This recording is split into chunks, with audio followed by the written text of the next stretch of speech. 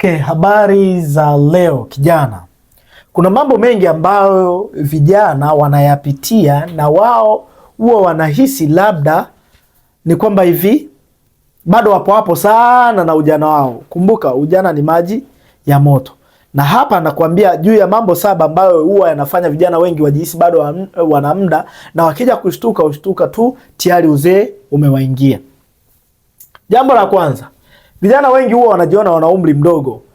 Utamwambia nini huyu kijana mwenye miaka 27 kushuka chini? Anajihisi yeye bado ni mdogo, hana majukumu yoyote, anahisi bado muda anao wa kutosha. Hili ni tatizo kubwa sana, kwa sababu Heiza amemuona anko wake, Heiza amemuona nani yake akiwa na umri mkubwa naye kama vile wako pamoja. Hapana, usijidanganye juu ya hilo. Wewe una muda kabisa. Kumbuka kuna baadhi ya nchi ambazo mtu akiwa na miaka 19 tu tayari huyu ana own biashara kubwa, ana own kampuni kubwa. Ila wewe hapana, kwa sababu Heiza kutokana na mzazi wako kuchekea tu na kuona kuwa wewe unajiona bado mdogo. Ila kuna afya ambayo Mwenyezi Mungu amekujalia. Vijana wengi wakiwa na afya njema huwa wanaona kuwa atishiki, hana anachokiwaza, anahisi labda bado yupo sana, kwa sababu afya yake ni nzuri, hana mgogoro na mtu yoyote, afya yake imeimarika vizuri, anaweza akafanya lolote kwa wakati wote, ana nguvu za kutosha, anajiona bado ana muda.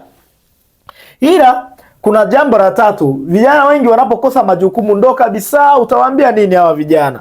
Hana majukumu, analo bando la kutosha, utamwambia nini?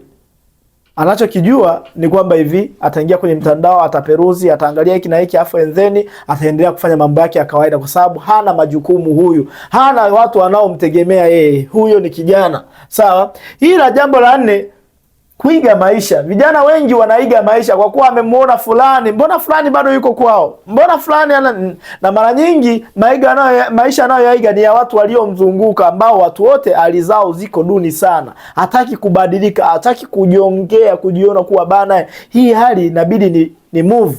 Bora angekuwa anaiga maisha ya watu waliofanikiwa, sio wale ambao wako karibu yake. Hilo ni tatizo.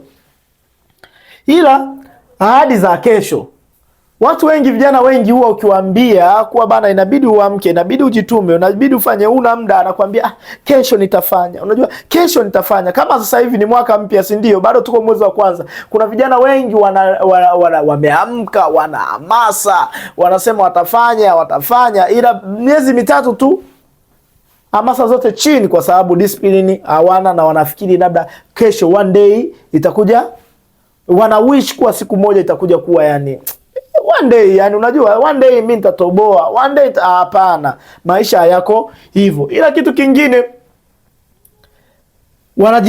wanajifariji na ndoto za baadaye. Unajua, mfano hii ni hususan kwa wanachuo. Mwanachuo akiwa chuo amekaa kwenye vimbweta pale wamekaa wanajadili na wenzake. Sawa, unajua mshahara wangu mimi nikimaliza chuo inabidi walau 1.5 milioni, au nani sana milioni, ndo nitafanya kazi, ndo nitaajiriwa. Ila ajui kwamba huo ni utani ambao uko kichwani kwake, ila kiuhalisia hakuna kitu kama hicho. Sijui tunaelewana? Hilo ni jambo la muhimu ambalo inabidi ulielewe wewe kama mwanachuo. Ila kitu kingine, kutambua. Watu wengi huwa watambui, hii ndo ya mwisho ya 7. Watu wengi huwa watambui uhalisia wa maisha. Ndugu yangu, uhalisia wa maisha ni kwamba hivi kuna magonjwa, kuna vifo, ila kuna ile hali ya dharura kama kilichotokea mwezi wa 10, nafikiri unanielewa. Ile ni dharura tu. Kama ingeendelea kutokea hivyo, wewe jiulize, wewe ungetumia muda gani kusurvive ukiwa ndani?